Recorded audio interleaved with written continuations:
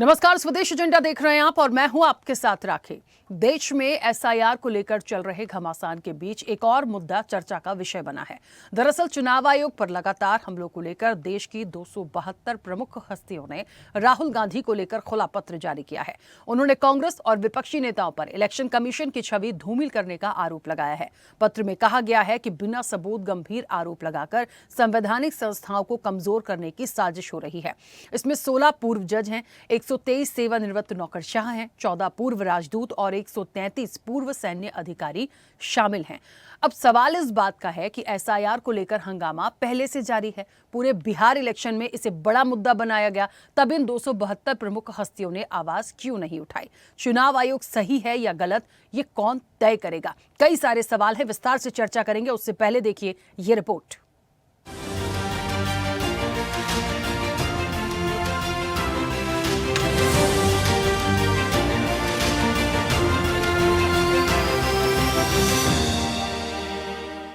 Vote चोरी के आरोप में घिरे चुनाव आयोग के समर्थन में कई वरिष्ठ अधिकारी सामने आए हैं। 272 प्रमुख हस्तियों ने एक पत्र जारी कर कहा कि भारत का लोकतंत्र आज किसी बाहरी हमले से नहीं बल्कि जहरीली राजनीतिक बयानबाजी से चुनौती का सामना कर रहा है। पत्र में लोकसभा के नेता प्रतिपक्ष राहुल गांधी की हालिया टिप्पणियों का जिक्र किया गया है और कहा गया है कि इस तरह के बयानों से चुनाव आयोग के अधिकारियों को धमकाने की कोशिश झलकती है। खुले पत्र में चेतावनी दी गई है कि देश की मतदाता सूची से फर्जी मतदाताओं और गैर नागरिकों को हटाना लोकतंत्र के लिए अनिवार्य है। America, Britain, Australia, Japan, Germany जैसे देशों का उदाहरण देते हुए कहा गया कि दुनिया भर में नागरिकता आधारित मतदान ही लोकतांत्रिक आधारशिला माना जाता है। भारत को भी इसी कठोरता से अपनी मतदाता सूची की शुचिता बनाए रखनी चाहिए। दिग्गजों ने इलेक्शन कमीशन से अपील की है कि वो पारदर्शिता बनाए रखें और आवश्यक हो तो कानूनी रास्तों से अपनी साख की रक्षा करें। देश के 272 वरिष्ठ अधिकारियों ने पत्र में हस्ताक्षर किए हैं और कहा है कि कुछ राजनीतिक नेता नीतिगत विकल्प देने की बजाय संस्थाओं पर उंगली उठाकर राजनीति कर रहे हैं। इतना ही नहीं, कांग्रेस पर निशाना साधते हुए कहा गया है कि पहले सशस्त्र बलों की बहादुरी पर सवाल उठाए गए, फिर न्यायपालिका, संसद और संवैधानिक संस्थाओं को निशाना बनाया गया और अब चुनाव आयोग को सुनियोजित और साजिशन बदनाम करने की कोशिश की जा रही है।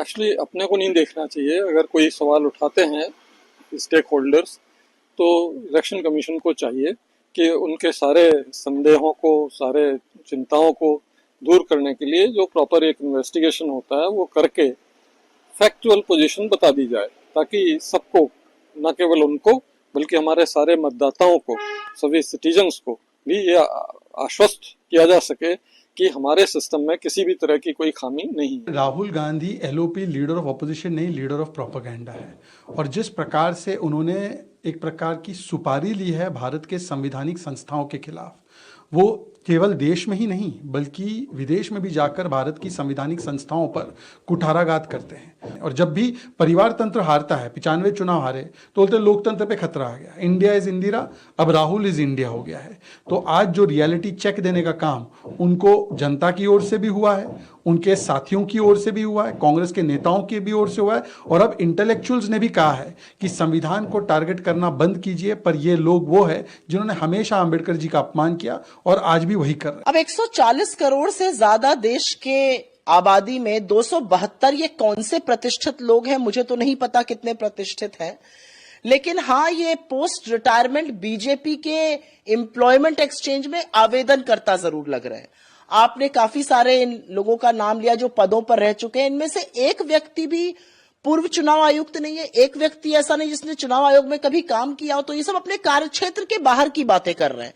मेरा अपना मानना है कि राहुल गांधी ने चुनाव आयोग का पर्दाफाश एलिगेशंस के साथ नहीं, सबूतों के साथ किया है।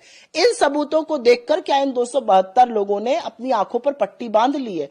और इनमें से कोई भी एक चुनाव आयोग का व्यक्ति क्यों नहीं है? जब सरकार ही देश के अंदर एक माहौल को बिगाड़ने का, जो रिलीजियस माइनॉरिटी है या उसके साथ एक प्रकार का भेदभाव करने का प्रयास करती है, तो जाहिर है दूसरे लोगों को मौका मिल जाता है, बाहर के लोगों को मौका मिल जाता है, विदेशों में मौका मिल जाता है कि वो हमारे अंदरूनी मामले में दखल देते हैं। और जो सबूत पेश किए उसके बारे में कोई जवाब नहीं दिया। सबूत पेश किए गए हैं ना, अगर आप सबूत को नकारते हैं और आप उसको रिजेक्ट करते हैं तो आप बताते हैं क्यों कर रहे हैं। तो जो पेश किए हैं राहुल जी ने, उन बातों को नकारने के लिए, उनको काटने के लिए वो क्या कह जवाब देते हैं। सिर्फ ये कह देना कि राहुल गांधी गलत कर रहे हैं, राहुल गांधी गलत कर रहे हैं, तो काम की बात नहीं है ना। राहुल गांधी जी ने कुछ मेहनत करी, लोगों से बैठकर शोध कराया और उसके बाद कुछ चीज पेश करिए। आप उसकी काट करना चाहते हैं तो उसकी काट करिए, लेकिन काट करिए एनालिटिकली। आप कुछ तो समीक्षा करके काट करिए। सिर्फ ये कह देना कि ये गलत है, वो तो अच्छी बात नहीं। ये 272 ही निकले भाजपा के पक्ष में, है? 272 ही निकले। ये संख्या ऐसे प्रतिष्ठित पदों पर बैठे हुए लोगों की संख्या इस देश के अंदर कम से कम 10,000 होगी। तो भाजपा के पक्ष में भाजपा को 272 ही मिले। तो उनसे पूछ लेना, ये इतने तो आरएसएस वालों ने काट था। हम ब्यूरोक्रेसी में, ज्यूडिशरी में अपने लोग भेजे होंगे। 272 या 232 जो लोग हैं वो एलओपी को लिखने की बजाय अगर ज्ञानेश कुमार जी से कहेंगे कि ज्ञानेश कुमार जी आप ब्यूरोक्रेसी का एक बहुत इंपॉर्टेंट सीनियर एग्जीक्यूटिव हैं और ब्यूरोक्रेसी पे छीटा तानी होती है, अगर आप खुद उसकी जवाबदेही नहीं लेते हैं तो आप जो भी प्रश्न हैं विपक्ष के मन में हो, वोटर्स के मन में हो, एक खुले मंच पर सवाल जवाब लीजिए और उसका जवाब दीजिए। तथ्यों के साथ पेश किए गए रिकॉर्ड्स हैं, अगर उस रिकॉर्ड्स में कोई कमी है तो आप जनता के सामने पेश हुई, जनता दरबार लगाइए और जनता को कन्विंस करिए कि जो आज इलेक्शन कमीशन कर रही है वो बिल्कुल सही कर रही है। राहुल गांधी पर सीधे प्रहार करते हुए पत्र में कहा गया है, गांधी बार बार चुनाव आयोग पर वोट चोरी के आरोप लगाते रहे हैं, कह चुके हैं उनके पास सबूत है, लेकिन आज तक कोई आधिकारिक शिकायत या हलफनामा दाखिल नहीं किया गया। सभी का मानना है कि लगातार चुनावी हार और जनता से दूरी के गुस्से की भरपाई कांग्रेस संस्थाओं पर हमला कर पूरी कर रही है। पत्र में पूर्व मुख्य चुनाव आयुक्त टी.एन. शेषन और एन. गोपाल स्वामी का हवाला देते हुए कहा गया है कि इन अधिकारियों ने चुनाव आयोग की साख और ताकत को नई ऊंचाई दी थी। ऐसे में आज जरूरत है कि जनता और सिविल सोसाइटी चुनाव आयोग के साथ खड़ी हो। इसके साथ ही राजनीतिक दलों से राजनीति छोड़कर नीतियों, ठोस कार्यक्रमों और जिम्मेदार लोकतांत्रिक आचरण पर ध्यान देकर चुनावी फैसलों को गरिमा के साथ स्वीकार करने का आग्रह किया गया है। लेकिन सवाल जस का तस बना हुआ है कि आखिर कांग्रेस या विपक्ष ने चुनाव आयोग पर सवाल क्यों और किन परिस्थितियों में उठाए, और बिहार चुनाव के दौरान जब ये मुद्दा पीक पर था तब इन वरिष्ठ अधिकारियों ने आवाज क्यों नहीं उठाई, और उस पत्र के जारी होने के बाद क्या आरोप प्रत्यारोप खत्म होगा, ये देखने वाली बात होगी। चैनल हेड आरपी श्रीवास्तव के साथ एग्जीक्यूटिव एडिटर राखी वर्मा की रिपोर्ट।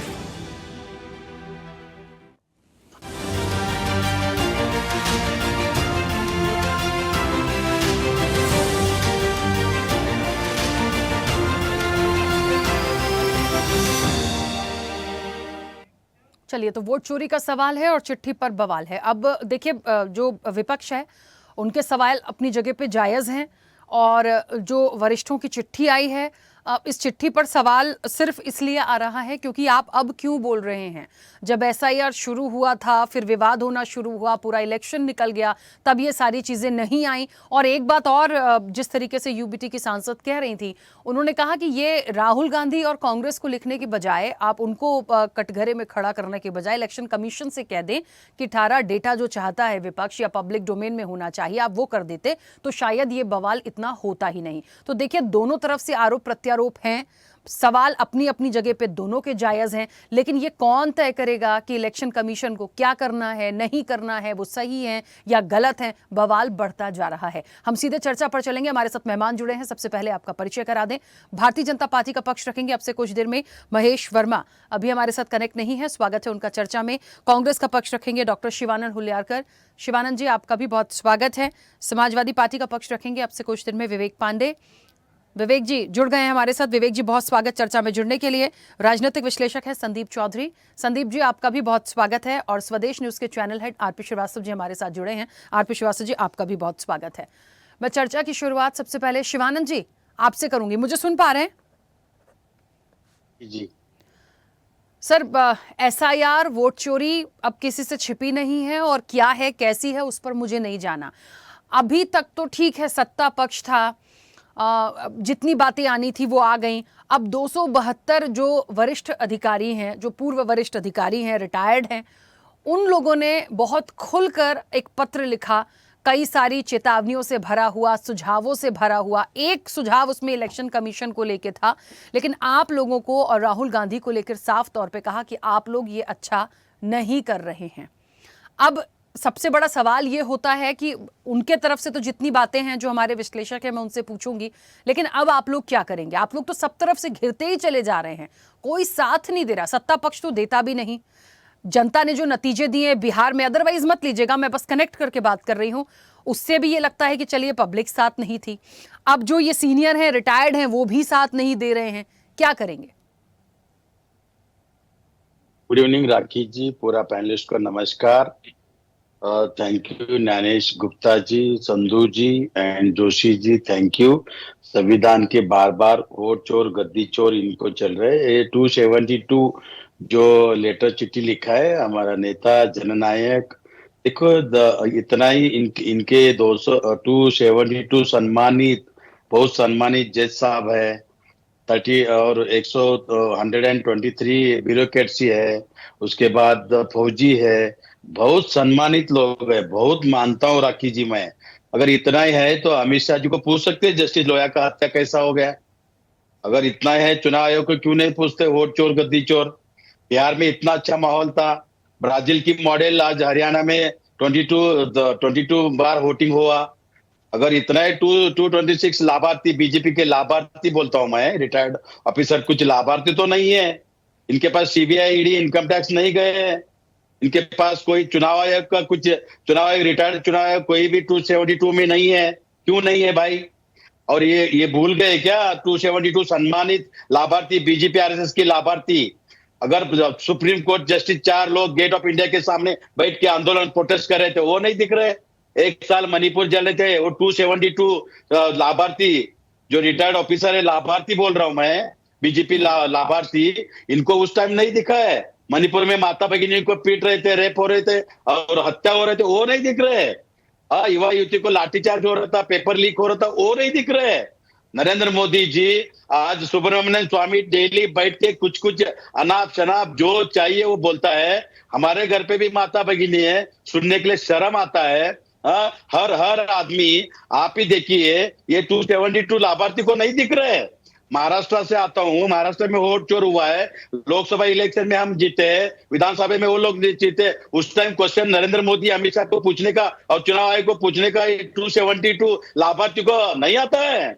युवा युवती को बेरोजगार चरण पर किसान सुसार कर रहे, कभी नरेंद्र मोदी को पूछा है? अमित शाह जी को पूछा है? निर्मला सीतारामन जी को पूछा है? 26 माता भगिनी को सिंदूर उजाड़ने के बाद सिंदूर के नाम पे राजनीति किया। उस टाइम सोफिया कुरैशी, सोमिका सिंह, दोनों मेरी बहन, फातिमा शेख, सावित्रीबाई फुले जैसे काम रात को 1:16 में पाकिस्तान में घुस के उधर अटैक किया, उसको बोलते पाकिस्तान की बेटी, पाकिस्तान की बहन है। विजय शाह को पूछने का अधिकार 272 लाभार्थी, इनको ऑफिसर को अधिकार नहीं है।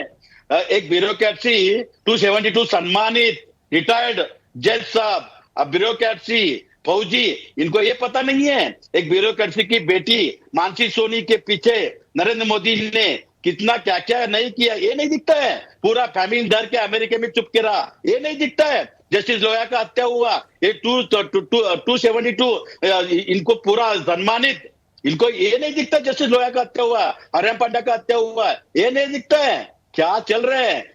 अदानी को 3000 एकड़ जमीन अयोध्या में दिया, ये नहीं दिखता है। अंबानी को वक्फ बोर्ड का जमीन दिया अदानी का अंडिलिया पैलेस पे, ये नहीं दिखता है। हिंदू मुस्लिम करना, हम भाईचारा से रहना चाहते हैं, संविधान का बार बार हत्या हो रहे, संविधान के बारे में ये नहीं पूछता है। इतना ही सम्मानित इनको 272 में दम है, गर्व है। नरेंद्र मोदी अमित शाह को चुनाव आयोग को पूछने के लिए बोली है। दूसरी बात, इसमें 72 लोग जो सम्मानित है, इनको चुनाव आयोग को रिटायर्ड हुए चुनाव ऑफिसर कोई तो है, एक आदमी नहीं है, क्योंकि सब लोग लाभार्थी है और बीजेपी के लाभार्थी में है। दूसरी बात, आज बार बार कहीं भी हम गए राखी जी, मैं बहुत सम्मान करता हूं, गोदी मीडिया क्यों बोल रहे हैं? चौथा स्तंभ होता था, सम्मानित होता था। एक पत्रकार एक कहीं भी जाके खड़ा हुआ तो वहां सामने वाला सोच समझ के काम पॉजिटिव करता था। आज वो कहाँ गए? एक कैंसर जैसा हुआ है। गोदी मीडिया बोल रहे, शर्म आना चाहिए। कोई भी चैनल पे अपोजिशन का कुछ भी नहीं है। इनका ही अग्रवाल बीजेपी का प्रभारी राजस्थान का, जो अभी उधर उपचुनाव हुआ, वहां बीजेपी का गवर्नमेंट है, फिर भी कांग्रेस का कैंडिडेट चुन के आया।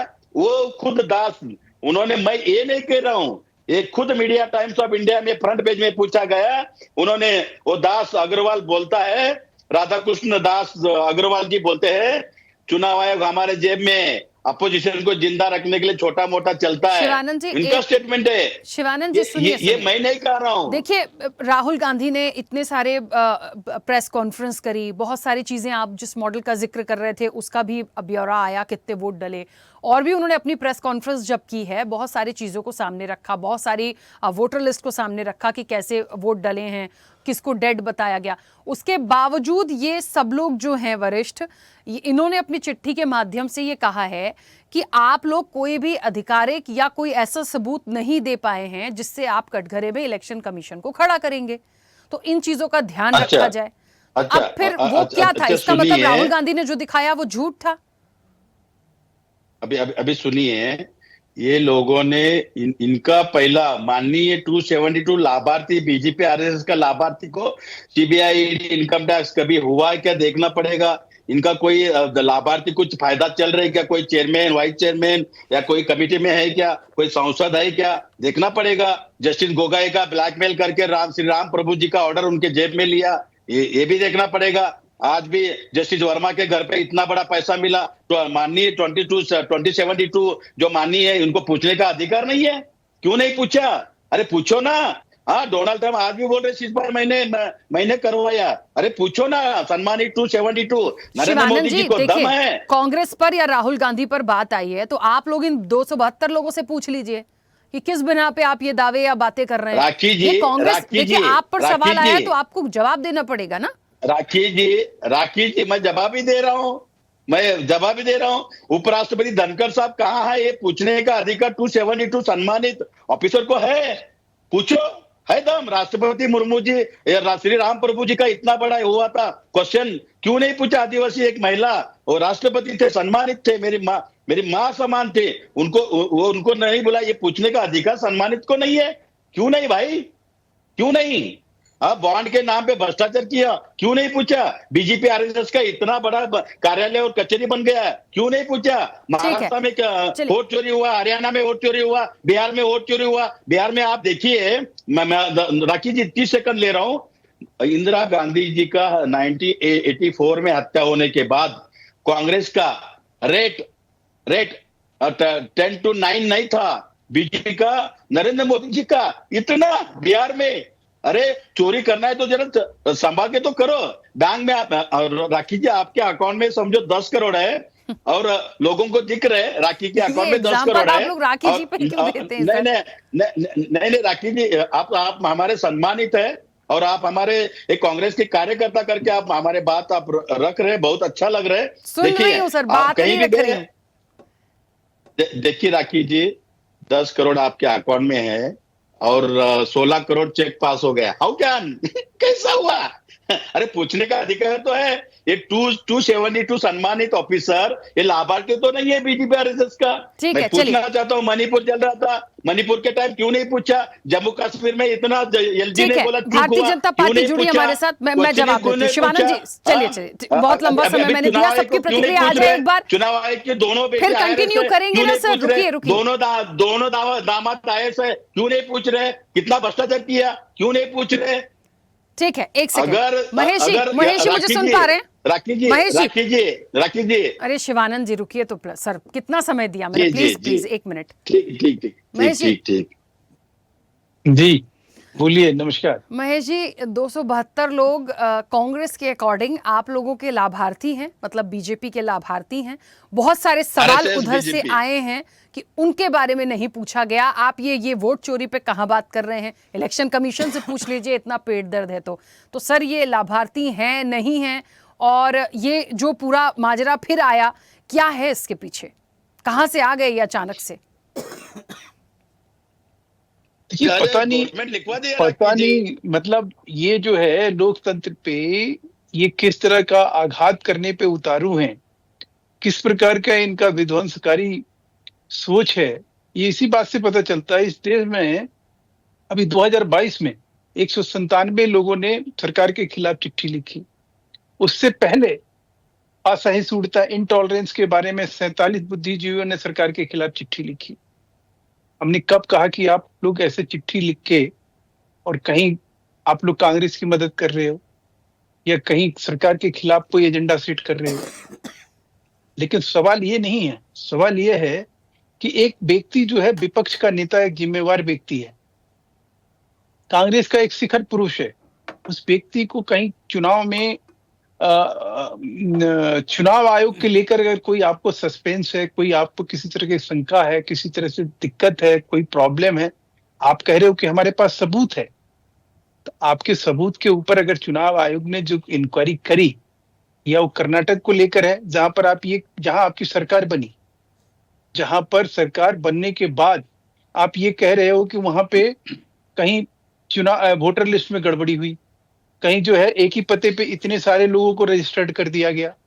इसी प्रकार से हिमाचल में, हरियाणा में देखिए, लोकसभा चुनाव होता है अप्रैल 2024 में, 5 सीट हम हार जाते हैं, तब वहां पे चुनाव आयोग में खोट नजर नहीं आती है कांग्रेस को। और जैसे ही अक्टूबर में हरियाणा विधानसभा का चुनाव होता है, जब ये हार जाती है, उसके 2 साल के बाद इनको ध्यान आता है, अरे वहां तो वोट चोरी हुई। तो ये क्या कहा जाएगा? आपका पाखंड नहीं कहा जाएगा तो क्या कहा जाएगा? अच्छा चलिए, मैं ये कह रहा हूं कि चुनाव आयोग आपकी बात को जवाब नहीं दे रहा, तो आप क्या करिएगा? आपने अगर सच बोला है तो सच की लड़ाई लड़िएगा ना। आप कहीं कोर्ट में जाइएगा, अपने साक्ष्य के साथ कंप्लेन एक विधिवत दीजिएगा, कहीं आप ये बताइएगा कि देखिए साहब हमारे पास साक्ष्य है, उसके बाद भी चुनाव आयोग जो है इससे मुंह फेर रहा है, चुनाव आयोग इसके ऊपर कार्रवाई नहीं कर रहा है। लेकिन आप जो है, आपकी मंशा ये नहीं है, आपकी मंशा ये है कि केजरीवाल स्टाइल में इस देश में हिट एंड रन, क्या है हिट एंड रन, कि आरोप लगाओ, आरोप लगा के उसके बाद भाग जाओ, उसके बाद कोई अगर आदमी मानहानि का मुकदमा चुनाव आयोग कर नहीं सकता है आपके ऊपर, किसी के व्यक्तिगत आक्षेप तो आप लगा नहीं रहे हो। आप चुनाव आयोग के स्टेक होल्डर जो है कांग्रेस भी है, वो ये कह रही है कि भाई आपके हम क्रियाकलाप से खुश नहीं है। तो चुनाव आयोग की एक मजबूरी है, उसके बावजूद भी चुनाव आयोग ने राहुल गांधी को आदर्श चुनाव संहिता के उल्लंघन के मामले में एफआईआर करने का आदेश दिया है। ये उससे भी शर्मनाक बात है कि एक राहुल गांधी जो चुनाव आयोग को लगातार कटघरे में खड़ा कर रहे हैं अपने वाणी विचार से, वो सिर्फ चुनाव आयोग को कटघरे में खड़ा नहीं कर रहे हैं, ये 272 लोगों की चिंता इस बात की है कि अगर आप सवाल उठा रहे हो तो उस पर टिक क्यों नहीं रहे हो, उसको लेके आगे बढ़ क्यों नहीं रहे हो। आपने राफेल के मामले में इतना बड़ा झूठ बोला, सुप्रीम कोर्ट ने आपको झूठा करार दिया। आपने पेगासी के मामले में झूठ बोला, उसमें भी आपसे जब कहा गया कि आप लाइए, ये शिवानंद जी पार्लियामेंट में अपना मोबाइल दिखा रहे हैं कि साहब हमारी भी जो है जासूसी की गई है। दिल्ली पुलिस ने कहा कि ठीक है साहब आप दे दीजिए मोबाइल, हम चेक कर लेते हैं। नहीं, हम मोबाइल नहीं देंगे। उसके बाद देखिए, उसके बाद लगातार ये पेगासी के बाद ये हिडनबर्ग की बात करें, वो भी सब झूठी बातें निकली। देश को कमजोर करने की नीयत से आपने कई बार ऐसी बातें कही जो देश के लोकतंत्र के लिए खतरा मतलब महसूस किया गया। संविधान के ऊपर आप लगातार प्रहार कर रहे हैं, जो संवैधानिक व्यवस्था है उसके ऊपर आपने सेना को कायर करार दिया, उसको लेकर आपके खिलाफ एफआईआर दर्ज है। और उसके ऊपर सुप्रीम कोर्ट की टिप्पणी कितनी निंदनीय है कि भाई आपको सुप्रीम कोर्ट कह रहा है कि आप इस तरह से, आपकी औकात क्या है कि आप सेना को कायर करार दें, और आपने ऐसे वाणी और विचार प्रकट क्यों किए। तो सवाल यह है, और इसी प्रकार से राहुल गांधी, आज स्थिति उनकी ये हो गई है कि उनके पार्टी के अंदर G23 याद करिए 2020 में, 2021 की घटना है कि 23 ऐसे नेता थे जो इनके व्यक्तित्व और नेतृत्व पे सवाल खड़ा किए, उन सबको इन्होंने गद्दार करार दिया। उसके बाद अभी शशि थरूर ने बकायदा आर्टिकल लिखकर इनके नेतृत्व और व्यक्तित्व पे सवाल खड़ा किया कि सिर्फ इस आदमी को इसलिए ढोया जाए इस देश में कि ये आदमी नेहरू गांधी परिवार में पैदा हुआ है। इस आदमी की सिर्फ इस बात के लिए कहीं प्रशंसा होनी चाहिए कि ये कांग्रेस में जो इनके आजू बाजू के लोग हैं, वो इनको कहीं कंधे पे ढो रहे हैं? सवाल ये नहीं है। सवाल ये है कि अगर राहुल गांधी में थोड़ी भी नैतिकता अगर कहीं बची हुई है, 1% भी कहीं वो समझते हैं कि इस देश के प्रति, इस देश के खाते पीते हैं, इस देश में रहते हैं, तो उनको सबसे पहले ये कदम उठाना चाहिए कि किसी एक मुद्दे को लेकर जो कह रहे हैं कि मेरे पास साक्ष्य है, सबूत है, वो जाए कोर्ट, बताएं कोर्ट को। लोग जो है हमेशा, हमने कोल स्कैम हुआ इन लोग का, हम गए। इसी प्रकार से इन्होंने जब ये जिस आरोप में ये बेल पे हैं, वहां हम गए। जो अपना जो नेशनल हेराल्ड वाला केस था, सुब्रमण्यम स्वामी का ये नाम ले रहे हैं, इनकी दोहरी नागरिकता के ऊपर जो है सवाल आज खड़ा है।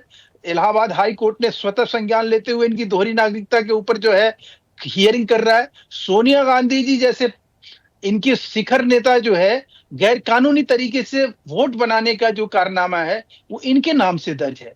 तो सवाल यह है कि आप लोग लोकतंत्र को कमजोर करने की दिशा में अगर कोई काम करोगे, तो या वो पत्रकार हो, या नौकरशाह हो, या देश के जनरल हो, या वो कोई भी व्यक्ति जुडिशरी से हो, अगर उसने इस बात के लिए कहीं कहा कि भाई अगर आपकी बात में सच्चाई है तो आप उठाइए कदम, हम आपके साथ हैं। लेकिन अगर आप झूठ बोल रहे हैं तो सवाल है कि झूठ बोल के आप नुकसान किसका कर रहे हैं? ठीक है, जिस टहनी पे आप बैठे हैं उसी को आप काट रहे हैं। इससे बड़ी शर्मनाक और इससे निंदनीय बात क्या हो सकती है? ठीक है महेश जी, वापस आऊंगी। विवेक जी, मुझे सुन पा रहे हैं? जी जी विवेक जी, क्या मत है आपका इस चिट्ठी को लेकर? क्योंकि देखिए, बीजेपी अपनी बात रख रही है, कांग्रेस अपनी बात रख रही है, समाजवादी पार्टी का क्या मत है? क्योंकि एसआईआर को लेकर जो विरोध था, जो तकलीफ थी, जो तमाम बातें थी, वो समाजवादी पार्टी को भी थी। बहुत सारे सवाल आए हैं पूरे इलेक्शन के दौरान। लेकिन अब ये जो चीज़ आ रही है, जो कांग्रेस को लेकर खास तौर पर की गई, क्योंकि कहीं ना कहीं आपके गठबंधन का हिस्सा है, आप क्या मानते? राखी जी, पहले तो मंच पर उपस्थित सभी सम्मानित पैनलिस्टों को मैं प्रणाम करूंगा। अपनी बातों को अनुमोदन के साथ अभिव्यक्त करने की अनुमति पूरे मंच से चाहूंगा। और सौभाग्य है कि आज बहुत मुझे लगता है एक लंबे अरसे के बाद आपके साथ पुनः डिबेट में बैठने का मुझे अवसर मिला है। तो इसके लिए बहुत बहुत धन्यवाद आपको और आपके चैनल को। देखिए, मुझे जहां तक दिखाई देता है कि ये पत्र और इस पत्र का आशय केवल और केवल एक डैमेज कंट्रोल करने से जुड़ा हुआ है, जिसमें कि ये दिखाने का प्रयास किया जा रहा है कि भारत में अभी लोकतंत्र जीवित है। और वो कैसे है? क्योंकि जिस प्रकार से आदरणीय नरेंद्र मोदी जी ने भाषण दिए, उसके बाद उनको नोटिस देने की जगह जिस तरह भाजपा के कैडर को नोटिस दी जाती है उनके बयान को लेकर के, ये कहीं ना कहीं विदेशी मीडिया ने बहुत बखूबी कवर किया है। और इस कारण जो विदेशों में भारत की छवि है निष्पक्षता की, लोकतंत्र, जिसके लोकतंत्र का उदाहरण पूरे विश्व में दिया जाता था, वो कहीं ना कहीं धूमिल होती नजर आ रही है। और ये कारण है कि इस तरह से नौकरशाहों को, पूर्व अधिकारियों को, जो भाजपा समर्थित है, आप इनमें अधिकारियों के अगर नाम देखेंगे, मैं भी वही देख रहा था, एक एक अधिकारी का नाम, और उसका जब आप कार्यकाल देखना शुरू करेंगे तब आपको पता चलेगा कि ये तो पूरी भाजपा की एक टूल किट है, जिसको इस्तेमाल किया जा रहा है अब अंतर्राष्ट्रीय स्तर पे भाजपा की छवि बचाने के लिए। वास्तविकता ये है। और उससे बड़ी बात पे मैं लेकर के आता हूं। अगर मैं कहता हूं कि चलिए मान लीजिए 2 मिनट के लिए हम गलत हैं और इस पत्र का वजन बहुत अधिक है, तो मैं ये सवाल पूछूंगा, कम से कम हमारे आदरणीय बैठे हैं सभी लोग मंच पे, कि जब इस देश में असहिष्णुता, मॉब लिंचिंग, भीड़ को, जय श्री राम के नारे के दुरुपयोग को लेकर के जब बुद्धिजीवी पत्र लिखते हैं, उस पत्र पे चर्चा नहीं करती भाजपा कभी बैठ करके। 108 पूर्व नौकरशाह सीसीजी कॉन्स्टिट्यूशनल कंडक्ट ग्रुप में नफरत की राजनीति को समाप्त करने का जब आह्वान करते हैं, उस पत्र पे कभी भी चर्चा नहीं करती भाजपा। विभिन्न बुद्धिजीवी और नागरिक समाज के लोग जब कोविड-19 महामारी के दौरान स्वास्थ्य सेवाओं की कमी, केंद्र सरकार की अक्षमता पे सवाल उठा रहे थे, उस पत्र पे आज तक कभी चर्चा नहीं करने आई भाजपा। 9 विपक्षी दलों के नेता ने अप्रत्यक्ष रूप से बुद्धिजीवियों के विचारों का समर्थन करते हुए ईडी, सीबीआई जैसी केंद्रीय जांच एजेंसियों के दुरुपयोग पर पत्र लिखा, लेकिन कभी भाजपा नहीं आई। मैं आपके टर्न में नहीं बोला। आपको देखिए अब दर्द हुआ ना, यही दर्द अभी दर्द आएगा, रुक जाइए। मैं आपके टर्न में नहीं बोला, मुझे बोल लेने दीजिए। ठीक है, आप सत्ता में हैं, विपक्ष की आवाज दबाना आपका कर्तव्य है, लेकिन अब सत्य तो सत्य है। कागज एक बार जीवित हो गए तो उसको मारा तो नहीं जा सकता, क्योंकि कागज तो जीवित है, वो आजीवन जीवित रहेंगे। कागजों को अमृत तो प्रदान है, ये तो आप भी जानते हैं। और उससे बड़ी बात, अगर मैं उत्तर प्रदेश की बात करूं, जिसको की कहते हैं, उत्तर प्रदेश से कहते हैं कि हमारे आदरणीय मुख्यमंत्री जी योगी जी फायर ब्रांड है। हाथरस कांड और कानून व्यवस्था में लापरवाही को लेकर 92 से अधिक लोक सेवकों ने पत्र लिखा था, कभी इस पर चर्चा नहीं की, न भाजपा की कैडर ने की, न भाजपा के मुख्यमंत्री ने की। धर्म परिवर्तन विरोधी अध्यादेश और नफरत की राजनीति का केंद्र बनाने का आरोप लगा करके 104 से अधिक पूर्व नौकरशाहों ने बाकायदा पत्र लिखा था, जिसमें कि बड़े बड़े मतलब देश के बड़े पदों को धारण करने वाले लोग थे, उस पर भी कभी इन्होंने चर्चा नहीं करी। शासन व्यवस्था का पूर्ण पतन, कानून व्यवस्था का उल्लंघन, इसको लेकर के 74 पूर्व नौकरशाहों ने लगभग 200 अन्य नागरिकों के समर्थन के साथ पत्र लिखा, लेकिन कभी भाजपा ने चर्चा नहीं की। बुलंदशहर हिंसा को लेकर के 83 पूर्व नौकरशाहों ने पत्र लिखा, लेकिन कभी भाजपा ने चर्चा नहीं की। तो मेरा सवाल तो बस इतना सा है, और अभी मैं सुप्रीम कोर्ट पे तो गया ही नहीं। सुप्रीम कोर्ट में जो राजनीतिक हस्तक्षेप है, कोलेजियम सिस्टम है, उसको लेकर के जो पत्र लिखे गए, उनको तो सरकार, मुझे लगता है कि वो तो पोस्ट पहुंचा नहीं पहुंचा उसका भी नहीं पता। मुझे लगता है वो पोस्ट ऑफिस में डाले गए, वहीं से गायब हो गए। सवाल ये है कि जब आज एक नैरेटिव भाजपा ने खुद सेट किया है और उस नैरेटिव के कारण अब इनको जब नुकसान दिखाई दे रहा है, तब ये अपना एक टूल किट ले आए, पत्र आंदोलन। पत्र आंदोलन तो तब हो रहा था जब विपक्ष के लोग लिख रहे थे। सत्ता के द्वारा लिखे गए पत्रों का संज्ञान लेने से अच्छा अगर विपक्ष के पत्रों का संज्ञान लिया होता तो आज ये दुर्व्यवस्था नहीं होती, पहली बात। दूसरी बात, अगर मैं कहता हूं कि एसआईआर में बिहार में हम कहते हैं कि चलिए कांग्रेस गलत, हम गलत, सब गलत, विपक्ष पूरा गलत है, उसको साबित भी तो करना पड़ेगा ना। मैं इनको एक सटीक रास्ता दे देता हूं, ये साबित करवा देंगे। एसआईआर में जो 64 लाख वोटर्स काटे गए, वो किस आधार पे काटे गए, वो किन जातियों के थे और किन कारणों से काटे गए, इसकी पूरी एक डेटा बना करके इसकी एक रिपोर्ट को सार्वजनिक कर दीजिए, हम मान जाएंगे। चुनाव आयोग कर पाएगा। और जो नाम जोड़े गए, वो क्यों जोड़े गए, वो किस जाति के लोग थे और वो किसके समर्थक है, वो भी सार्वजनिक हो जाएगा। आप विपक्ष के वोट कटवा करके बिहार फर्जी ट्रेनों में भर के आप अपने वोटर्स लाएंगे। आपका नेता दिल्ली में वोट डाल रहा है, आपका नेता बिहार में वोट डाल रहा है, आप इसको निष्पक्ष बता रहे हैं। आज तक कभी इतिहास में ऐसा हुआ कि भारत की संवैधानिक व्यवस्था पे अंतरराष्ट्रीय स्तर पे खिल्ली उड़ाई जा रही है। और उससे बड़ी बात, जब चुनाव आयोग पे सवाल उठाइए तो किरण रिजिजू प्रेस कॉन्फ्रेंस करते हैं। मुझे तो ये समझ में नहीं आ रहा था उस दिन कि क्या चुनाव आयोग भाजपा की इकाई है जो किरण रिजिजू जी आ गए वहां पे डिफेंड करने। उस दिन हमारे चुनाव आयुक्त कहां चले गए थे भाई? चुनाव आयुक्त का जो चुनाव आयोग का दायित्व है उसको तो भाजपा पूरा कर रही है, चुनाव आयोग को कुछ करने की आवश्यकता ही नहीं है। चुनाव आयोग को जितना इन्होंने आदेश दिया था चुनाव आयोग ने उतना पालन करके इनको सत्ता पे थोप दिया बिहार की जनता पे। देखिए एक बात जान लीजिएगा, आपकी मीडिया ने कवर किया है, इस देश के कैमरों ने कवर किया है, बिहार के सम्मानित मतदाताओं को ले जाने के लिए तो ट्रेनें चली, लेकिन उन मतदाताओं को जब वापस अपने कार्य क्षेत्र गंतव्य में जाना था, दूसरे राज्यों में जाना था, तब किसी ट्रेनों की व्यवस्था नहीं की गई थी। वो उसी भीड़ का हिस्सा थे जो भीड़ सालों से बिहार झेलता आया है। तो मुझे लगता है कि इस बात को बिहार की जनता को समझना चाहिए। अगर चुनाव आयोग वाकई ईमानदारी से काम कर रहा है तो जिस तरह से वोट खरीदने के नाम पे 10-10 हजार रुपए अकाउंट में खाते में डाले गए, समय बड़ा मैटर करता है राजनीति में। देखिए सरकारी योजना इनको 10 साल में नहीं याद आया, महिलाओं को स्वावलंबी 10 साल में नहीं बनाना चाहते थे, लेकिन जब बिहार का इलेक्शन आया उस समय इस योजना को लागू करना बहुत जरूरी था। तो मुझे लगता है कि देखिए नियति और मंशा ये इन्होंने खुद अपनी संदिग्ध की है। इनके कार्यप्रणाली और इनकी जो रणनीति थी वो इस तरीके से अंतरराष्ट्रीय स्तर पे भारत के लोकतंत्र का माहौल बनाएगी, ये शायद इन्होंने नहीं सोचा था। और इसको डैमेज कंट्रोल करने के लिए अब इस पत्र को ला करके इस पत्र पे चर्चा जारी है पूरे देश में। मैं पूछ रहा हूं जो पत्र पूर्व में लिखे गए उन पत्रों पे भी चर्चा करवा लीजिए। ठीक है, तो मुझे लगता है तब निष्पक्षता साबित होगी इस सरकार की। बिल्कुल ठीक है। संदीप जी मुझे सुन पा रहे हैं? जी मैं सुन पा रहा हूँ राखी जी। संदीप जी दो बातें हैं यहाँ से। देखिए राजनीतिक रूप से चाहे बीजेपी हो, कांग्रेस हो या समाजवादी पार्टी हो, ये पक्ष विपक्ष हैं, ये अपनी बात उस तरीके से रखेंगे। सवाल मैंने पहले शुरुआत ही यहाँ से करी थी कि सत्ता पक्ष कुछ कहता है तो विपक्ष के सवाल भी हम नकार नहीं सकते, वो भी अपनी जगह जायज थे। यहाँ अब दो बातें हैं। जिस डैमेज कंट्रोल की बात अभी विवेक जी कर रहे थे, क्या वाकई इस इलेक्शन के बाद और दूसरे स्टेट्स में, क्योंकि एसआईआर की प्रक्रिया शुरू है, वो कंटिन्यू जारी रहेगी, क्या वाकई एक डैमेज कंट्रोल करने की कोशिश है?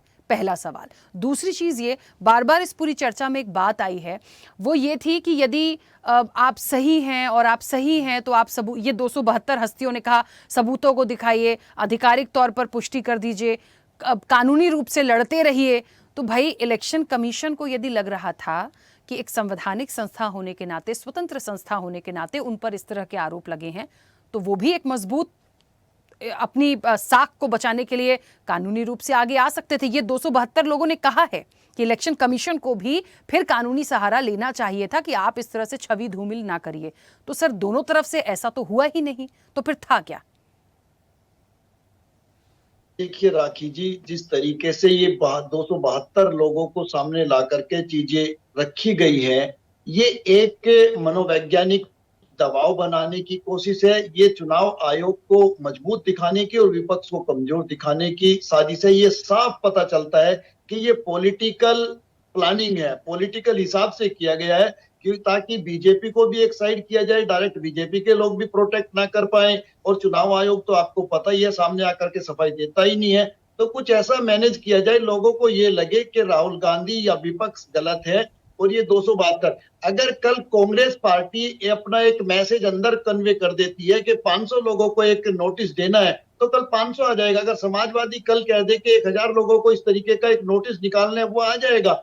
कोई सी भी पार्टी अपने लोगों को इस तरीके का नोटिस, क्योंकि सबके अपने अपने सेल बने हुए हैं, एडवोकेट्स का अपना बना हुआ है, जजेस का अपना बना हुआ है, डॉक्टर्स के अपने सेल बने हुए हैं। इसमें राखी जी सब तरह के पॉलिटिकल लोगों ने, पॉलिटिकल पार्टी सबको जोड़ा हुआ है। अगर आप कहेंगे डॉक्टर्स का 1 लाख लोगों का मैसेज चाहिए, कल डॉक्टर्स का ही मिल जाएगा 1 लाख लोगों का मैसेज। तो ये चीजें हमें समझनी पड़ेगी और ये भी समझनी पड़ेगी, चलो हम ये मान लेते हैं कि भाई 272 लोग ऐसे हैं देश में जिन्हें देश की चिंता है, तो फिर वो 272 लोगों को हम देखते हैं 2014 से लेकर अब तक वो कहां थे। जब मोदी जी ने ये घोषणा की थी कि मैं 2 करोड़ रोजगार हर साल दूंगा, क्या उन 272 लोगों ने कोई लेटर, एक भी लेटर आज तक लिखा? जब मोदी जी ने घोषणा की थी कि जो किसान है इनकी आय दोगुना कर देंगे, क्या उन 272 लोगों ने कभी आज तक पूछा कि भाई किसानों की आय दोगुना हुई क्या? क्या 272 लोगों ने आज तक पूछा हिंदुस्तान में 100 स्मार्ट सिटी कहां कहां बने हैं? क्या उन 272 लोगों ने पूछा काला धन पर सरकार ने क्या कार्य किया है? क्या उन 272 लोगों ने पूछा 15-15 लाख रुपए मिले हैं क्या? क्या उन 272 लोगों ने पूछा जब महिलाओं की और बेटियों की सुरक्षा की बात होती है कि बेटी बचाओ बेटी पढ़ाओ, तो ये सब हो क्या रहा है? जब देश की पहलवान बेटियां दिल्ली में प्रदर्शन कर रही थी, क्या वो 272 बेटे उनके साथ बैठे थे? क्या जब चिन्मयानंद का केस हुआ 272 बेटे उस बेटी के साथ बैठे थे? जब कुलदीप सेंगर ये कांड कर रहा था, क्या वो 272 उस बेटी को बचाने के लिए आए थे? क्या जब हमारे देश की मीडिया झूठ बोल रही थी कि पाकिस्तान में घुस गई है हमारी सेना, तो क्या हम उन 272 लोगों ने मीडिया से, किसी भी मीडिया के चैनल से या एंकर से ये सवाल किया कि आप झूठ क्यों बोल रहे थे? तो आप फिर राखी जी इतने एग्जाम्पल के साथ मेरे ख्याल से गांव देश का एक अनपढ़ बच्चा भी समझ गया होगा कि ये एक राजनीति है, राजनीति का एक टूल है और इससे ज्यादा कुछ भी नहीं है। ठीक है, मैं वापस आऊंगी। आरपी श्रीवास्तव जी, यहाँ पर फिर 2 बातें आती हैं, इसी को थोड़ा सा आगे बढ़ाऊंगी। इलेक्शन कमीशन को स्पष्ट रूप से पब्लिक डोमेन में जो चीज़ें विपक्ष की तरफ से मांगी गई थी वो रख सकते थे। वो ऐसा कोई डेटा नहीं था जिसमें कोई बड़ी प्राइवेसी थी। जैसे कि अभी विवेक जी कह रहे थे कि आप बता दें, बस इतना ही बता दें कि जिन 64 लाख लोगों के आपने नाम काटे वो किस आधार पर कटे, वो किस जाति के थे और जिन्हें ऐड किया वो क्या थे। भाई ये डाटा पब्लिक डोमेन में आने में कोई परेशानी नहीं थी और इतने बड़ा आरोप यदि लग रहा था इतने बड़े चुनाव में तो ये चीज़ें आनी चाहिए थी। अब अभी संदीप जी ने भी कहा इलेक्शन कमीशन कुछ कहता नहीं है। इलेक्शन कमीशन नहीं कहता तो उसे अपनी उस पर जो आरोप लगे उसे अपनी साख के बारे में सोचना चाहिए। वो गठबंधन पर या विपक्ष पर कोई भी कानूनी कार्रवाई के तहत आगे बढ़ता, वहां से हुआ नहीं। राहुल गांधी ने जितनी चीजें रखी हैं उसको भी आप कह रहे हैं कि गलत है। तो ये आइडेंटिफाई कौन करेगा कि चुनाव आयोग सही है या गलत है, या राहुल गांधी सही है या गलत है? और फिर इससे भी बड़ा सवाल, पूरी SIR शुरू हो गई, बिहार का इलेक्शन हो गया, ये 272 अभी क्यों आए? देखिए राखी, जहाँ तक हमें अभी तक जो समझ में आया है कि चुनाव आयोग की जहाँ तक बात करें, चुनाव आयोग एक निष्पक्ष संस्था है और एक इंडिपेंडेंट बॉडी है। और जब कोई सवाल उठता है तो साख बचाने का काम उसी का है। अपनी साख कौन बचाता? हमारे बारे में अगर कोई टीका टिप्पणी करे तो अपनी साख बचाने का काम किसका? हमारा है। इसको ये कह देना कि उन्होंने सवाल पूछा और ये गलत है तो आप गलत साबित कर दीजिए।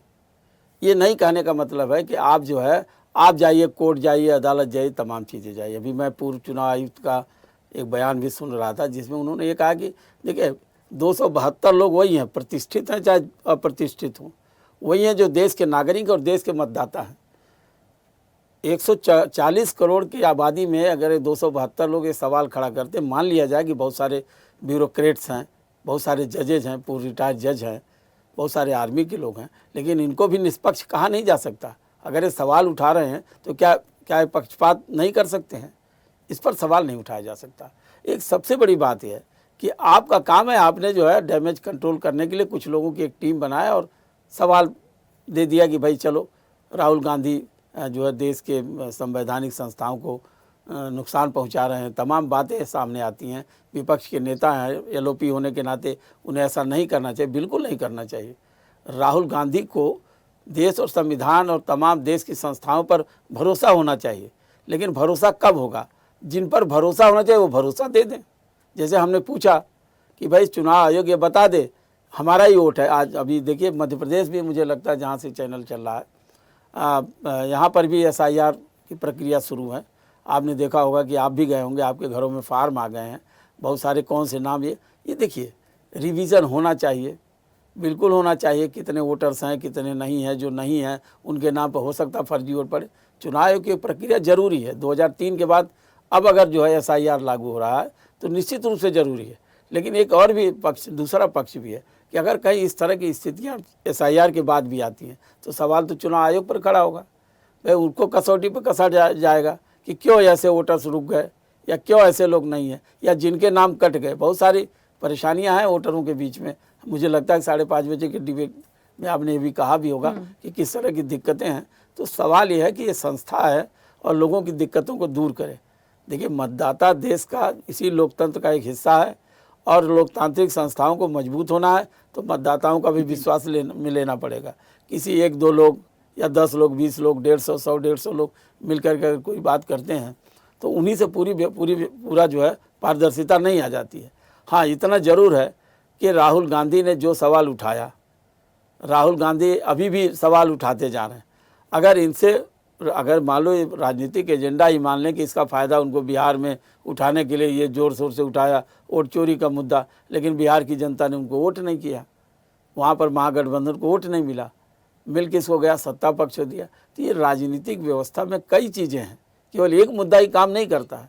वहाँ के चुनाव में किस तरह से सफलता मिली, लोगों जनता का हो सकता है नीतीश कुमार के 20 साल के कामों पर भरोसा जताया जनता ने, या हो सकता है वहाँ की और भी सारी चीज़ें हैं, वहाँ के लाभार्थी मदद कर रहे हों। ये सारी चीज़ें हैं, कई एक फैक्टर हैं। सिर्फ एक फैक्टर पर अगर ये कि वहाँ चुनाव आप हार गए, आप वोट चोरी का मुद्दा अब खत्म हो गया, ऐसा नहीं होता है। ये मुद्दा देखिए जब भी कोई होगा, जब भी शिकायतें चुनाव आयोग के पास जाएंगी तो ये आज एक दिन का काम नहीं, आने वाले कई चुनाव में इस तरह शिकायतें होंगी और चुनाव आयोग निरंतर इसका निराकरण करता रहा। अब चूंकि एक पॉलिटिकल एजेंडा बन गया और जो नैरेटिव सेट करने का प्रयास किया जा रहा, हमें नहीं लगता कि राहुल गांधी जिस तरह से सवाल उठा रहे हैं और उन सवालों का अगर जवाब मिल जाए तो राहुल गांधी चुप हो जाएंगे। इससे देश की व्यवस्था पर कहाँ, देश की संस्थाओं पर कहाँ असर पड़ता अगर सवाल पूछा जाए तो। अब रही बात हर चीज़ में साख बचाना है, तो हर चीज़ में साख बचाना है तो अपने आप को जो है पाक साफ साबित करना है। तो इन सारी चीज़ों को राखी अगर आप देखेंगी तो ये जो मुद्दा है वोट चोरी न कहते हुए जो रिवीजन हो रहा है, इसको वोट चोरी न कहिए, लेकिन वोट अगर मान लो कट रहे हैं तो कहीं न कहीं परेशानी तो हो रही है। और सवाल संस्था पर खड़ा हो जाएगा, न कि राजनीतिक दलों पर खड़ा होता है। अगर भारतीय जनता पार्टी पहले विपक्ष में रहा करती थी, लगातार सवाल पूछती थी, आज सत्ता पक्ष में लगातार जो विपक्ष सवाल पूछ रहा है, तो ये तो लोकतंत्र की खूबसूरती है कि एक सवाल पूछा जाए, उसके उत्तर आए जिससे जनता को लाभ मिले। जनता को मिलने वाले लाभ पर सवाल पूछा जाना चाहिए। और शायद जो मुद्दा आज का है, जो भी है, इस पर ये जो जिस चिट्ठी पर हम चर्चा कर रहे हैं, ये पूरे मुद्दा भी बनी हुई है, पूरे सारे चैनलों में भी है, हम भी उसी चिट्ठी पर चर्चा कर रहे हैं। तो इस चिट्ठी पर इतना बवाल किस बात का होना ही नहीं चाहिए। ये चिट्ठी भेज दिया, ठीक है, अब इनके सवालों को उत्तर राहुल गांधी थोड़े देने जाएंगे या कोई सत्ता पक्ष थोड़े देने जाएंगे, कोई सफाई नहीं देगा। क्यों देगा? आप ये सवाल उठाते रहिए। लेकिन प्रश्न ये उठता है कि जब भी कोई ये इनकी तरफ से सारे लोग सवाल उठाते हैं, देश में बहुत सारे मुद्दों पर सवाल खड़ा किया जाता है, तो इसको आपको देखना होगा। हमें लगता है कि आज जिस पत्र पर हम चर्चा कर रहे हैं, ये मुद्दा हो भी सकता है और नहीं भी हो सकता, दोनों तरफ है। और जहाँ तक चुनाव आयोग का सवाल है, चुनाव आयोग अपना काम कर रहा है पूरे देश भर में, SIR पर सारे राज्यों में काम हो रहा। अगर उसको जो है स्पष्टता के साथ, क्लैरिटी के साथ उसको पूरा करता है तो हमें लगता है कि लोकतंत्र के लिए सबसे अच्छी बात यही होगी। बिल्कुल। कुछ कहना चाह रहे हैं संदीप जी, बोलिए। हाँ, इसके बाद शिवानंद जी आ रही हूँ। राखी जी, एक्चुअली सवाल खड़े कहाँ से होते हैं? सवाल खड़े यहाँ से होते हैं सारे पैनलिस्ट भी सुन रहे हैं, देश भी सुन रहा है कि जब चुनाव आयुक्त का सिलेक्शन किया जाता है, उनको जिम्मेदारी दी जाती है, तो चीजों में काफी परिवर्तन कर दिए जाते हैं। उसमें सुप्रीम कोर्ट के जजेस भी होते थे, वो भी हटा दिए जाते हैं और एक ऐसे व्यक्ति को लाया जाता है। मैं कहता हूं कि सुब्रमण्यम स्वामी का भी जिक्र आया था। सुब्रमण्यम स्वामी बीजेपी के नेता हैं, कांग्रेस के कई नेताओं पे उन्होंने केस भी किए हुए हैं।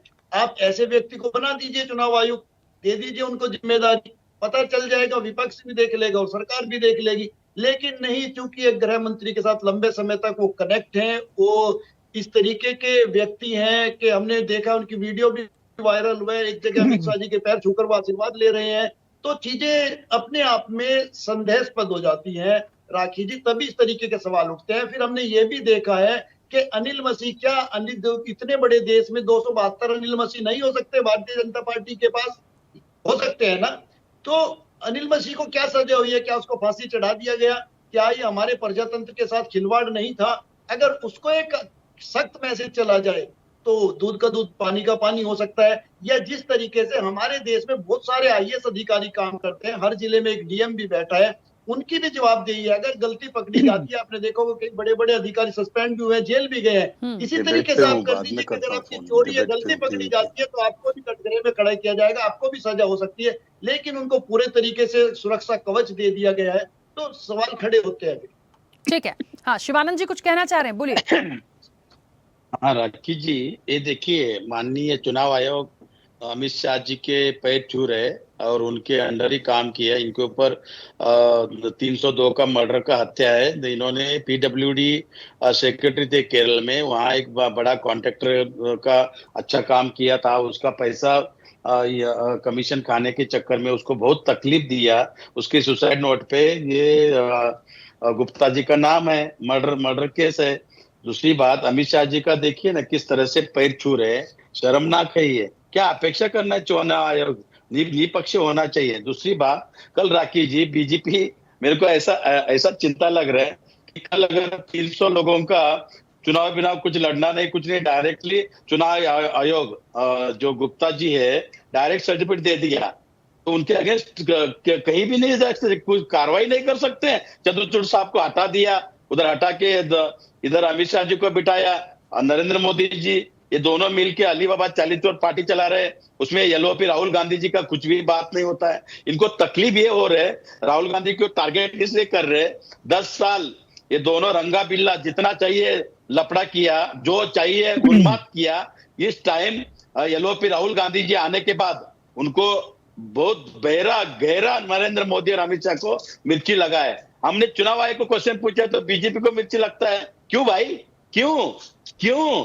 अरे हमको पूछना है यार, अगर 272 ये जो लोग है 140 करोड़ जनता का प्रतिनिधित्व नहीं है, इनका ये लाभार्थी है बीजेपी आरएसएस की, इनका पूरा चिट्ठा मेरे पास है राखी जी। अभी टाइम बहुत कम है, लेकिन इनका पूरा 272 जो है, इनका पूरा जस्टिस लोया के बारे में क्यों नहीं खड़ा हुआ? अगर इतना ही जज को मिर्ची है, 4 सुप्रीम कोर्ट जज गेट ऑफ इंडिया के सामने प्रोटेस्ट किया। दूसरी बात, कल राहुल गांधी जी मीटिंग लिया, मैं भी मीटिंग में था राखी जी। हम अभी रामलीला मैदान में, पूरा इंडिया गठबंधन पूरी तरह से हम रामलीला मैदान में प्रोटेस्ट करने जा रहे हैं। न्याय मांगने का अपेक्षा है और हम कार्यकर्ता को एलओपी जो बीएलओ है हम ज्यादा से ज्यादा बढ़ाएंगे, अलर्ट करेंगे।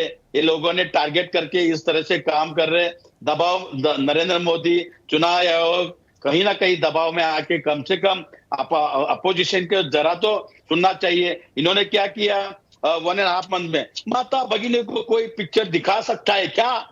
ये सब कर सकता है क्या? कंगना जी वोटिंग कर रहे हैं, प्रियंका गांधी जी वोटिंग कर रहे हैं, वो सब टाइम्स ऑफ इंडिया में फ्रंट पेज पे आ रहे हैं, हर चैनल पे चल रहे हैं और चैनल हर मीडिया में। अरे गोदी मीडिया क्यों बोल रहे भाई? मेरे को चिंता लग रही है। हर कोई भी मीडिया वाले, चैनल वाले मिल गए, अरे गोदी मीडिया है, गोदी मीडिया है, गोदी मीडिया है। अरे भाई क्यों इतना क्यों डरना है? सीबीआई ईडी, अरे क्या करने वाले हैं? पूरा जेल भरने दो, क्या करने वाले इतना? मोदी अमित शाह कौन है? ये दोनों की इतना डरने का क्या है? सीबीआई ईडी, इनकम टैक्स, कितना तकलीफ देना है, देने दो ना।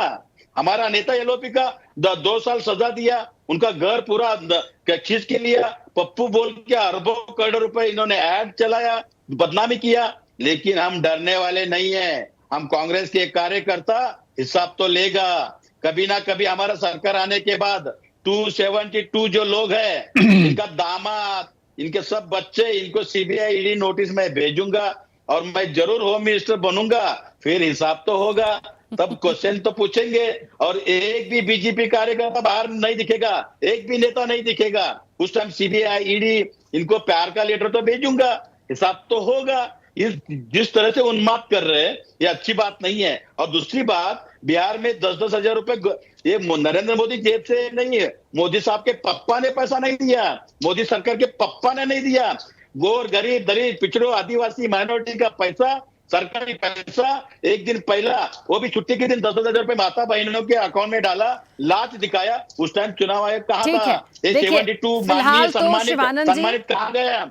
फिलहाल तो शिवानंद जी, दूसरी बात, जो आरोप बार बार कांग्रेस पर लग रहे हैं उससे कैसे निकलना है वो देखिए। 30 सेकंड, अरे राखी जी 30 सेकंड।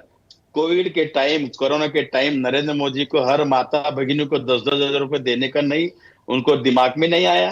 अब जाने दीजिए, जो पैसे जब दे दिए। आप तो ये देखिए कि आप लोगों को जो घेरा जा रहा है उससे कैसे निकलना है। जीएसटी के नाम पे 11 साल लोग सुसाइड किया, काला धन तो लाया नहीं। इतना ही दम है मोदी साहब को। ये 272 कभी पूछा सुशील मोदी कहाँ है, नीरव मोदी कहाँ है, मेहुल चोकसी कहाँ है, विजय मल्ल्या कहाँ है? पूछने का अधिकार है 272 लाभार्थी बीजेपी आरक्षित का। इनको मैं नोटिस कल भेजूंगा 100 करोड़ का सबको। अरे तो मैं फाइट करूंगा, बात नहीं, डरने की बात नहीं है। ठीक है डरे महेश जी, जिंदगी में डरेंगे नहीं। ठीक है, एक छोटा सा सवाल है मेरा महेश जी से। महेश जी, क्योंकि बार बार ये बात कहा जाता है कि इलेक्शन कमीशन से कुछ कहो या उन पर कोई आरोप लगाओ या उनसे सवाल करो तो भारतीय जनता पार्टी के दिग्गज बोलते हैं। मुझे ऐसा लगता है कि अब क्यों बोलते हैं, क्या बोलते हैं, ये तो सर पार्टी जाने, लेकिन यहाँ पर जो बात आई या इलेक्शन से रिलेटेड आई या अभी समाजवादी पार्टी से विवेक जी ने जो बात कही कि हम यदि कोई बात कह रहे हैं तो वो पब्लिक डोमेन में डाटा क्यों नहीं आ सकता। और यदि वाकई में पार्टी को भी ऐसा लगता है कि यदि कोई जायज मांग है तो उसके लिए तो समर्थन आप लोग कर सकते हैं, मतलब उसमें कोई ना नहीं होना चाहिए। हमेशा ये कहा गया कि इलेक्शन कमीशन की जिम्मेदारी है, उन्हें जैसा ठीक लगेगा वो वैसा करेंगे, और यहां बोल के सर आप भी काउंटर हो गए। और चोर गद्दी चोर है, क्या बोलेंगे लोग? अब बोलने तो दीजिए महेश जी। छोटे बच्चे भी बोल रहे हैं। महेश जी सुन पा रहे हैं मुझे? ये लोग मुंह दिखाने के लायक भी नहीं है। महेश जी मेरी आवाज पहुंच रही है? चलिए शायद कनेक्ट नहीं कैसा आएगा? नहीं वोट चोर हुआ है ना, कैसे आवाज आएगा राखी जी? ठीक है विवेक जी अपनी बात रखिएगा जल्दी से।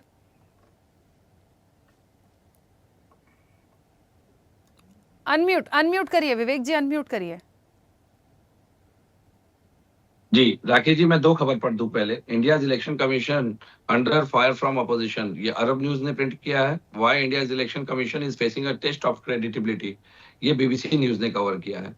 और सबसे बड़ी बात यह है कि BBC news, France 24, Arab News ने, जैसे अंतरराष्ट्रीय मीडिया संस्थान जो हैं, जो पूरे विश्व को देखते हैं, उन्होंने ये लिखा है कि भारत के चुनाव आयोग की विश्वसनीयता पर संकट, विश्वास के संकट की ओर इशारा किया गया है। इन रिपोर्ट में मॉडल कोड ऑफ कंडक्ट के कथित उल्लंघन, चुनाव आयुक्तों की नियुक्ति प्रक्रिया में पारदर्शिता की कमी और ईवीएम वीवीपैट सत्यापन से संबंधित चिंताओं का उल्लेख किया गया है। मुझे लगता है कि अंतरराष्ट्रीय मीडिया के सामने भारत की जो गिरती साख है, लोकतंत्र की जो गिरती साख है, उसके लिए सीधे सीधे जिम्मेदार आज मोदी सरकार है। और उससे बड़ी बात मैं कहूंगा, आज भी अगर आप देखिए भाजपा के प्रवक्ता जो बैठ रहे हैं अलग अलग चैनलों पे, जो डिबेट करते हैं, चूंकि आप लोग भी नजर बनाए रखते हैं, उनके सामने टीएन शेषन जी के नाम के अलावा कोई नाम नहीं है उदाहरण प्रस्तुत करने के लिए। वो आज भी टीएन शेषन जी का ही नाम लेते हैं। तो मैं तो ये सवाल उठा रहा हूं कि अगर टीएन शेषन का कार्यकाल आपके कार्यकाल के समय नहीं था, तो वर्तमान जो कार्यकाल के अधिकारी हैं उनका नाम लेने में आपको क्या समस्या है? टीएन शेषन जैसा उदाहरण दूसरा कोई आज तक प्रस्तुत क्यों नहीं कर पा रहे हैं आप? उसका कारण यह है कि आप जानते हैं कि आपकी जो चुनावी रणनीतियां हैं उसमें कहीं ना कहीं चुनाव आयोग सहभागी है। उससे बड़ी बात मैं एक आरोप भी लगा रहा हूं और इसका जवाब भी चाहिए देश को। जिस तरह से अधिकारी सेवानिवृत्ति के बाद या अपने परिवार के रसूखदार जो बड़े पोजीशंस पे लोग बैठे हैं उनको मलाईदार पदों पे बिठाने के लिए इस तरह से देश की जनता के भरोसे के साथ और उसके विश्वास के साथ जो विश्वासघात कर रहे हैं, क्या इस पर कोई नया कानून बनाना चाहिए कि भ्रष्ट अधिकारी जब इस तरह के संवैधानिक व्यवस्था को का दुरुपयोग करता है, अपने पद का दुरुपयोग करता है, तो उसके साथ जितने लोगों तक लाभ पहुंचा उन सभी को कहीं ना कहीं मुझे लगता है देशद्रोह के कानून से नामजद किया जाना चाहिए। उनके ऊपर डेफिनेटली एक ट्रायल शुरू होना चाहिए कि पूरे देश की जनता के साथ धोखा करने वाला कम से कम इस देश का राष्ट्रद्रोही तो माना जाएगा।